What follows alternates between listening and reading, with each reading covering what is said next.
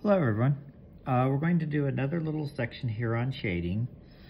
Today we will focus on shading the egg-shaped ovals, and then for comparative purposes, I'll add a couple of spheres.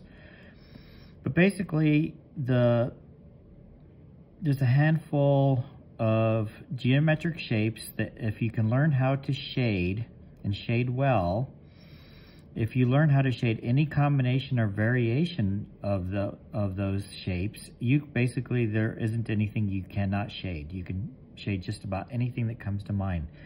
If you can shade a sphere, the egg-shaped oval, a cylinder, a cube, a cone, a pyramid, any combination or variation of those shapes will enable you to have the ability to shade just about any subject matter that you can come across. So for the purposes of today's session, we're going to focus on the egg-shaped oval and the sphere. And in addition to the actual shapes themselves, we'll work a little bit on shading and including the background, how to shade the background to have your drawing look more like a complete finished work of art. So to begin the drawing, I always begin with the elements of drawing. We always start with a point. If we lift our point off the page, then we leave a mark or a dot. And that is the first and simplest point in drawing. The next section is to create line. By having a moving point, I begin in an area and I move my point, and as I move it along, I begin to span a distance between 2 points, which creates line. Once I continue that all the way around and enclose it, I have now created a shape because I have clearly defined an area. So in order to create shape, you need to clearly define the area. You can do this in two different ways. You can either have geometric shapes, or you can have what I like to refer to as organic shapes, where they're unusual. They're not geometric in design, but they do define an area. It could be like looking at a surface view of a lake, mountain range, anything of that sort, where the lines are more unusual and don't confine themselves to a geometric shape. The next step after you've gone from your mark, you move on to line, then to shape. The ultimate goal is to create form. Form is three-dimensional. You can create form by using line only, but once you get to a certain point in the visual arts, it's nice to get to where you can create form through the process of shading. And so it's in these elements of shading that we are going to be working with and talking about today. The elements of shading, there's typically 6 elements to shading. Depending on the situation, sometimes there's only 5 because you may not have a cast shadow, but most of the time you will. So when you include the cast shadow, I consider there to be 6 elements of shading. You have the highlight. The highlight always is found in an area of light. So you have the highlight, you have light, you have halftone. Halftone then blends carefully and subtly into core shadow. Core shadow is the darkest point on a form. And from the cast shadow, then you move into what is referred to as reflected light. And at that point, you would, if the situation allows it, you would have cast shadow. I like to spend a fair amount of time thinking about, in my own personal work, about reflected light and the quality of reflected light. I feel that it's something that kind of separates major masters from minor masters in terms of drawing ability and the ability in particular to shade. Really having a great understanding of reflected light enables works to be much more three-dimensional and can be more powerful or more dramatic. So let's begin here with, we'll begin right up here with this egg-shaped oval, and we'll have the light source coming from above. In nature, light tends to always come from above, so it's going to come from this side, and then everything that's on this side will fall into shadow. So light will come from the left, shadow will fall to the right, and it will also come from above, so it'll come slightly down below. So in so doing, everything here, and if you notice, I'll turn my pencil on its side so I can cover more territory quicker. And I personally like to start off fairly light, so that if I need to make changes, I am able to do so. If you start off too dark right away, and then you need to make a change or you don't like the way something works, you won't be able to fix it. Especially when you use the wax pencils, because they're pretty permanent. It's very difficult to do that. So light's coming in here. Everything in this area will have light. I'm taking care to put a tone on all sides of this, because I want the light to remain inside the form. If I leave light on the edge, I will not have form. It will not become round and three-dimensional. So now I'm going to quickly try to add a bit of coarse shadow.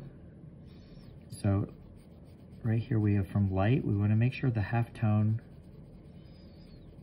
blends carefully and softly into the light. And then running through here is where the coarse shadow is going to be placed. Coarse shadow should not be on the edge. It always comes further up. And sometimes you have to train your eye to see coarse shadow, and in particular reflected light. In the beginning, when you first draw, you may not always see reflected light. So sometimes you have to draw what you know. Even if you aren't sure if it's there, always include it. So coarse shadow's in here. Just by adding the coarse shadow itself is going to create the reflected light.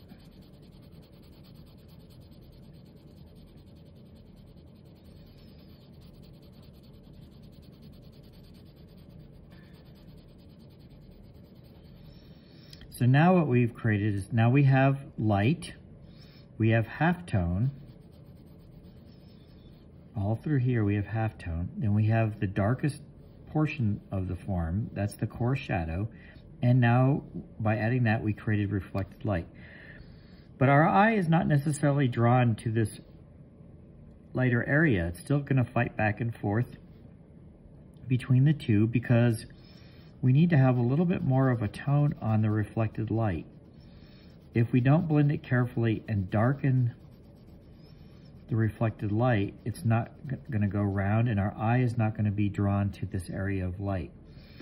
The reflected light cannot be the same value as the halftone. That's a mistake some people make in the beginning, is they keep the reflected light too light, and then it conflicts with a halftone.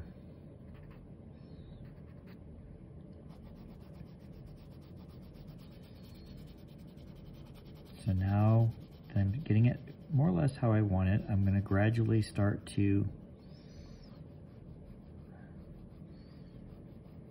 darken the coarse shadow and the reflected light.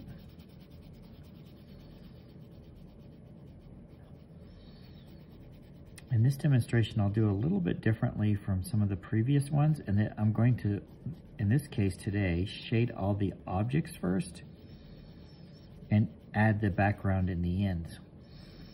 Some of the previous demonstrations, once I blocked in each of the shading of each one of the forms, I then went ahead and included the background sooner. But I'm going to do it slightly different today, just to show you a different way that it can be done. So there we go. Now we're blending the halftone a little bit more carefully to the light. And I can always come back to this later and make any adjustments I need to make it all fit in with the composition as a whole. So now, light source coming from the same direction here onto the sphere. So now, let's just do this real quick so I can explain this again. So if light's coming from above, everything that falls opposite is going to have a tone. So everything on this side of the sphere will fall into shadow.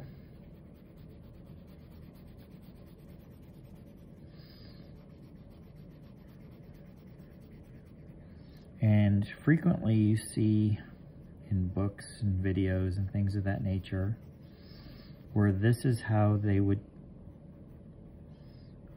recommend that you shade an object. So now the idea is that light is hitting this section here. Everything in here is falling into shadow. So this is a real good start, but it's not necessarily an accurate depiction of shading, because if we put our hand over the top part of the sphere and we just see this section in here, it is still simply a shape, but the shape has a tone over all of it. If we put our hand over this bottom section and we just are looking at this half circle up here, it is completely absent of any shading, and it just has a light value, so it's still a shape. This is a light shape. This is a shape with a tone on it. So it's not necessarily a good representation of three-dimensional form. The other thing is we don't have a turn on the other side, so it's not wrapping around. So what I want to do now is come up here and put a half tone over all of the circle. We're trying to make the circle become a sphere. The circle is the two-dimensional shape. The sphere would be the three-dimensional form. So now we have a halftone over all of it. And we're starting to move toward making this a little bit more three-dimensional, but we're still not there. The next thing we need to add is the core shadow, so the darkest dark. So right through here, I'm going to add the core shadow. I'm pressing the side of my pencil a little harder. And I'm trying to be careful because I don't want it to become a cut. So I want to make sure that I blend it carefully into the halftone.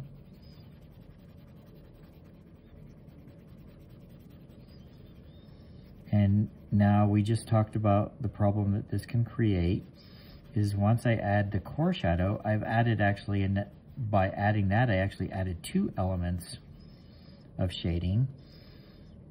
The other element is the reflected light. But the problem here is now reflected light and halftone are of the same value, and so your eye is not drawn into the light. So what is required is that I need to make sure that I darken the reflected light. So I blend the core shadow down into the reflected light more carefully.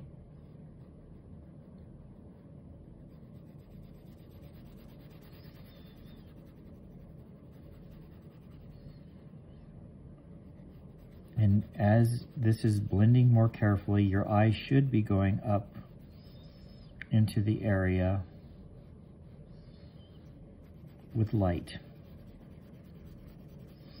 And now it should not seem so much like just a flat shape. It should start to become three-dimensional and sculptural.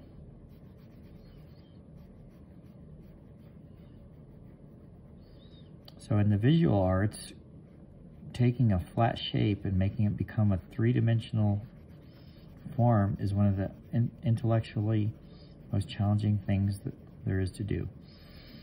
If you're out working on sculpture, trying to create something three-dimensional, there's a challenge to it, and a physical challenge, because it's hard carving away marble and so forth. But trying to create a three-dimensional image on a two-dimensional surface is extremely challenging and takes a good deal of patience and practice. So now we can now go back and clean this up a little bit more. So now that I made this a little darker, I want to do the same here, and I want to make sure that I'm blending it into the reflected light. Don't want the reflected light too light Again, it shouldn't be the same value as the halftone.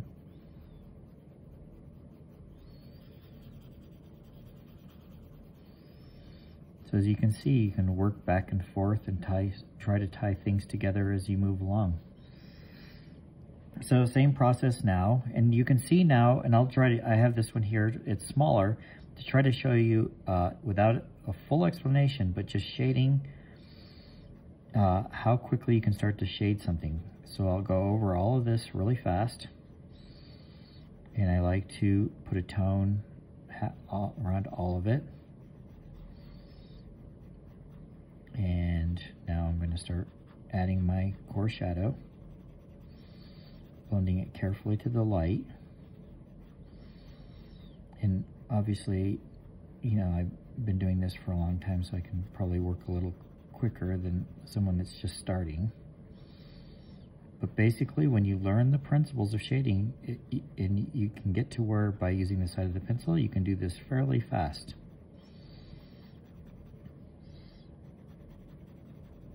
So,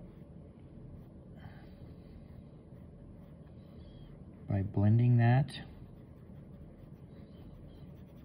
darken it, blending it into the reflected light and getting that darker tone on the bottom, now slowly moving softer into the light areas, we should very quickly now feel like we have the same variation of this.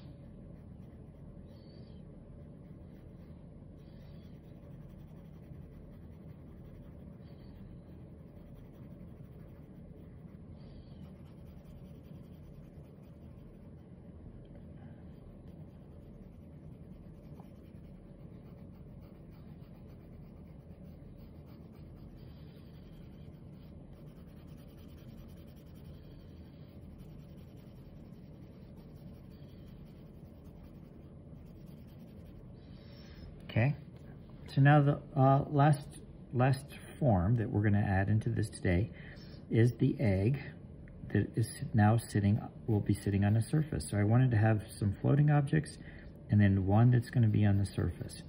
So again, light's coming from above on this side, so everything on this side is going to have a tone. Very quickly, I want to apply everything on the bottom, give it a halftone. So even though this is a larger object, by using my pencil turned on its side and being very careful how I press, remember again, I don't want to press too hard and have it get too dark, because then I won't be able to change it. So everything that falls underneath will be absent of light and will fall into shadow. So we have the same situation here as we had before, where I have not added anything to the top area, which creates rim lighting and does not make you feel like it's going round. If you look at these, because there's a tone on the side, all of this feels like it wraps around and comes under, and in all directions it's wrapping around. This top section is flat. This bottom section here is also flat, but the bottom section is flat with a tone on it. So now we want to start to add the core shadow. So right through here, I'm going to add a little bit darker value, carefully blending it. So all of this has a tone, and then I need to have the halftone now blending up into the area of light, and I want to put a tone on this top section now so that this wraps around.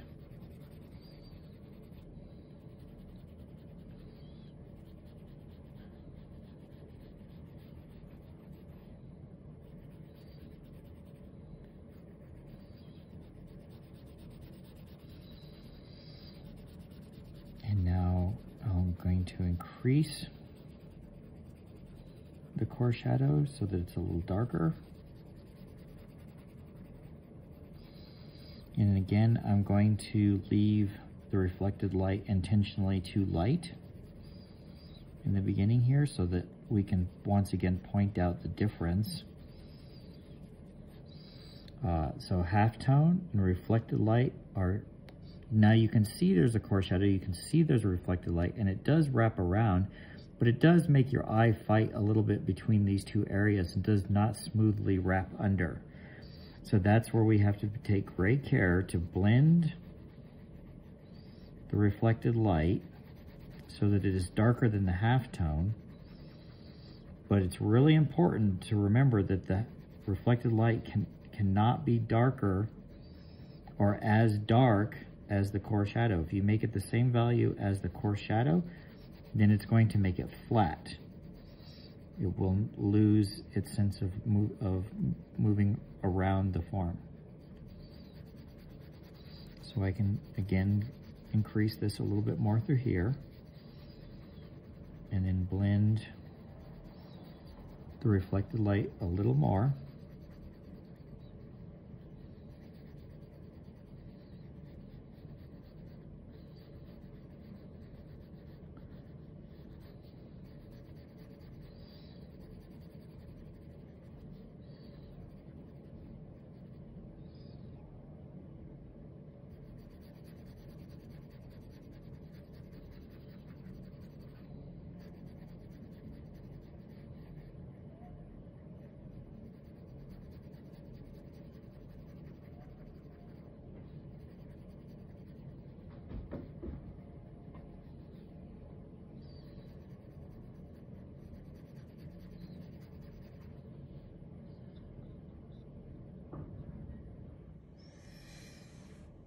So I skipped ahead here a little bit and went ahead and added the background to kind of, so you didn't have to spend so much time viewing this.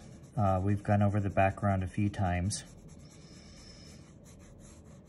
in other demonstrations, and I wanted you just to kind of see how I developed this. I went in, just like in the others before, and I added a slight tone in each of the corners, and now I'm going to just try to darken these corners a little bit and have it blend out into from the foreground here. I want it to blend out into the areas of light, but very soft. So I want to have this kind of subtle transition.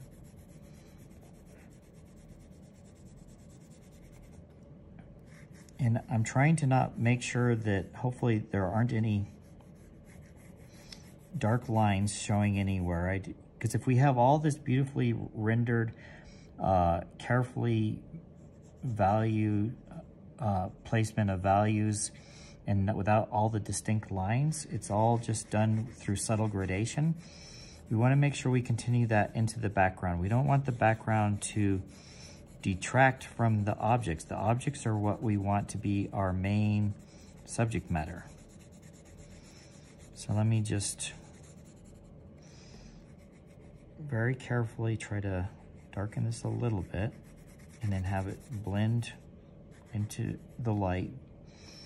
We want to soften a little bit the edges of these cast shadows. I went ahead and added this cast shadow in here from the up and down egg-shaped oval. And I want to soften the edge of that and blend it carefully into the background. And then this side, I want to connect the foreground to the background. So I'm going to soften the tones together. And then as I move up, I want to try to enclose the area around this upper egg to draw our attention in. So I want the background pushed back. I want it to recede behind the object. I'd like the object to be in the foreground. And I want to come just a little bit into the edge and blend that all the way across. Again, I'm taking great care to try to not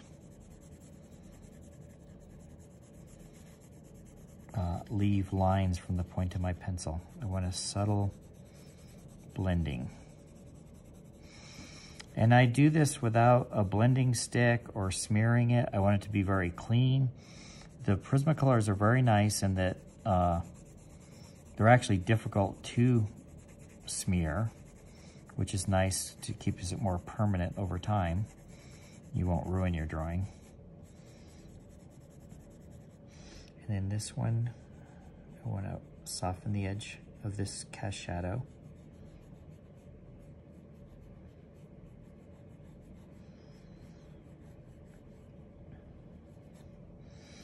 And then now I can go in here and just try to clean up.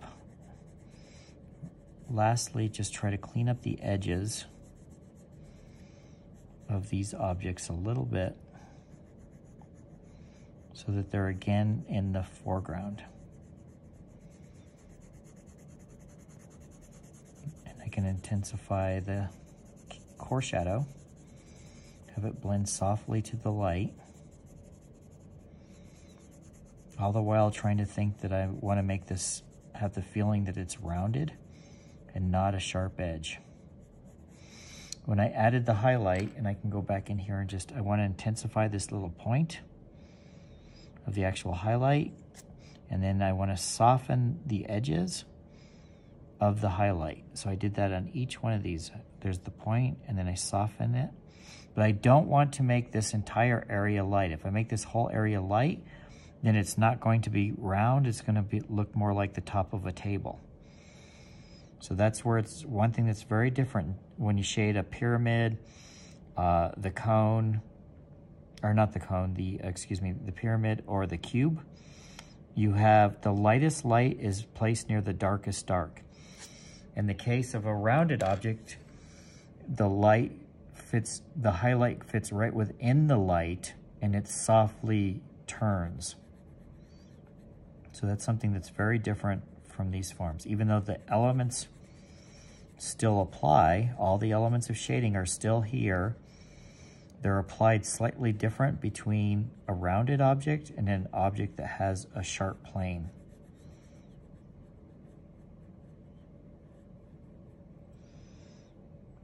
I'm going to use my point here a little bit just to get this line a little cleaner. So I can use the side of my pencil for doing large areas, but when I want to go in and correct refine detail, then I use the point.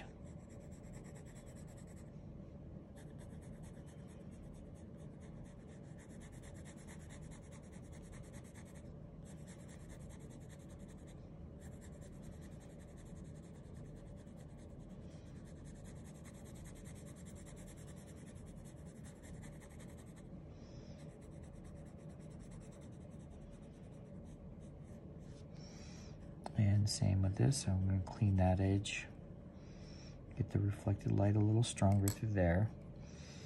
And I want to just soften this and round this a little bit more. And that's where this little eraser comes in super handy. You can clean up a really small area with a lot of detail.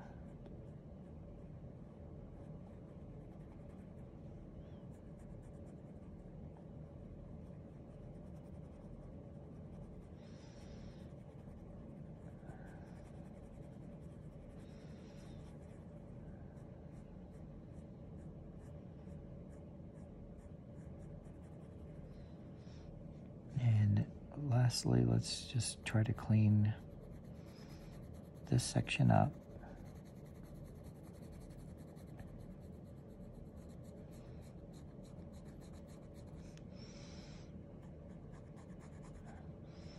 And I might go back into, sometimes now what I usually end up doing is I get to a certain point and then I set this drawing aside and then I'll go back in and clean up portions after I have time to look at it a little bit, because sometimes you can get in such a rush and there's something that's going to be bugging you and it takes a while to sort it out and figure out just exactly what that is. And interesting enough, sometimes it's not at all in the area that you think is having an issue. Sometimes it's entirely in a different place, but you get the feeling that that's where it is. I've had things where I've worked on artworks and something's really bugging me and I put it away. In 6 months, I turn it back around and look at it and I was like, oh, that was the problem. I was looking at the wrong place, and then I can fix it in 2 seconds. So art's funny that way. Sometimes you get so involved in something you can't see where the actual area is that's bugging you or how to correct it. It takes a while to kind of have to distance yourself from it and then figure out what exactly it needs to make it work. Okay, so just to review this real quickly. So on these we have, actually let me put a little bit more tone on this so that it wraps around and it's not too similar in value to the background.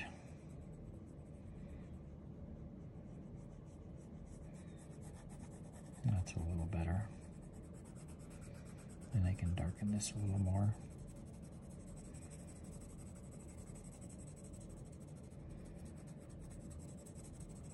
And sometimes you can work on these forever and not feel like you're ever finished. At some point you just get tired and quit. Okay, so just to go over this real quickly, the elements of shading. In the egg-shaped oval, we have the highlight, we have the softening of the highlight. So we have the highlight, this area is light, we have halftone, we have core shadow, the darkest part of the shadow, and then we have reflected light, and then down here we have the cast shadow. Up here we have the highlight in an area of light, we have halftone, we have core shadow, reflected light, and the cast shadow. This small little sphere, we have the highlight in an area of light, we have halftone, we have core shadow, reflected light, and in this particular case, I chose to leave out the cast shadow because I felt like part of it would be hidden behind here. And I set this up on purpose to show that sometimes you should draw what you know, and sometimes you have to use artistic license and do what you think is going to be more interesting to the composition. And I felt like if I took this and I just stuck a little dark area right here, the cast shadow right here, it would look funny when we're looking at this. So I chose to eliminate the cast shadow from this one. I used artistic license to try to further enhance the composition as a whole. Then this egg-shaped oval that we have here at the bottom, the egg, I can add a little bit of tone here. And then we have right through here is the core shadow. So again, we have the highlight in an area of light, we have halftone, we have core shadow, we have reflected light, then we have cast shadow, and the cast shadow itself has the elements in it. The darkest dark is next to the object, and it gets softer as it moves away. Then in the background, I carefully tried to blend all of the background. There's some areas I can see that I could work on a little bit more over time, just to try to get it a little bit more carefully blended. But I want the background to enhance the objects in the foreground. Hopefully now the objects are coming toward you, the background sits and recedes, so it gives you a little bit of a sense of perspective. And these are the elements of shading of the objects to create three-dimensional form, and shading of a background to create a sense of perspective. Just remember that ultimately, there are a handful of geometric shapes that are really important to learn how to shade. One is the sphere, then you have the oval, the egg-shaped oval, the cylinder, the cube, the cone, and the pyramid. A lot of people feel that if you just learn the sphere, the cylinder, cube, cone, and pyramid, any combination or variation of those shapes will enable you to shade anything. I personally like to add the egg-shaped oval into that because I find it very helpful for elements and drawing the human figure. It's very helpful for shading, understanding the planes and shading the human head as well as the rib cage. But ultimately, just practice all of those shapes, practice the principles of shading, the key elements of shading. You need to, all elements of shading should always be represented. You should have the highlight, you should have light, you should have halftone, core shadow, reflected light, And in most cases, there should be cast shadow. Just like in the case of this, I chose to eliminate the cast shadow. There are other instances where you may not see the cast shadow at all. So there's always 5 elements of shading. Most of the time there's 6. How these can apply, we talked about this is helpful for shading the human head. It's also helpful for having an understanding of a rib cage and how you would shade a rib cage. But in terms of still life and in terms of fruits and vegetables and things of that nature, you can see this shape could be very common in a lot of variations of it in a lot of different fruits and vegetables. It could be, you could use this right in here. Obviously, it could be an egg, but it also could be lemon, lime, mango, all sorts of different types of fruit. The sphere can be helpful for drawing and shading an apple. This could, again, could be helpful in drawing and shading a pear. They could be grapes, they could be cherries. All of those are variation of these simple geometric shapes. So if you can learn to shade any of these shapes to develop 3-dimensional form, basically you can shade anything. So I hope you enjoyed this, and I hope you found it helpful. Again, just draw as often as you want, work on your shading. The more you do, the better you'll get. Thank you for watching.